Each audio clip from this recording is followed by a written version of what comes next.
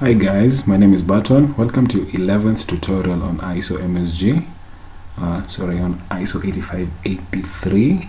So in this particular video, we'll be looking at a variable compound field. Alright, so this is exactly the same as a fixed compound field. Actually, if you wanted to, you could just you could just extend this particular class and override the encode and the decode method. Okay, but since I'm a bit lazy, I didn't do that. So the only methods that are going to be changing here is the encode method and the decode method. So the encode method is going to have an extra section here. Alright, so if we look at our encode method, this is the encode method that we have, and if you look at this method, it's exactly the same as the encode method for the fixed compound field. Alright, so the only thing that we've added is this section here that actually encodes the length, right? So this code is not new.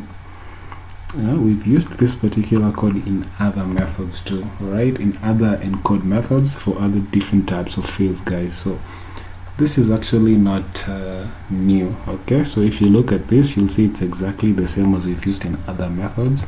So that's exactly what I've done here. So this actually takes care of encoding the length. Now if we look at the decode method, it's also exactly the same as the previous method, but there's this first section here.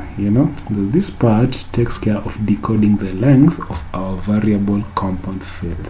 Okay, so this helps us determine the length, and the head index is going to start at the length of length. Okay, it's not going to start at 0 because the first content of the message is actually the length of the whole compound field.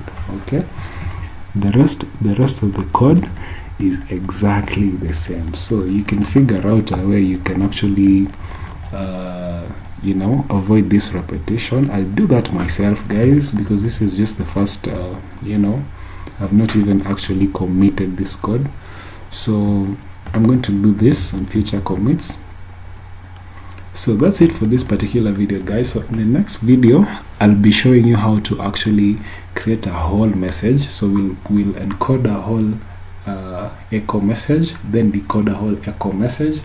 We'll also encode a whole funds transform message and decode the whole message. Okay, so that's what we'll be doing in the next video. So let me just go ahead and try and figure out what content we'll put in our message, but it's going to be really fun. Okay, so that's it for this video, guys.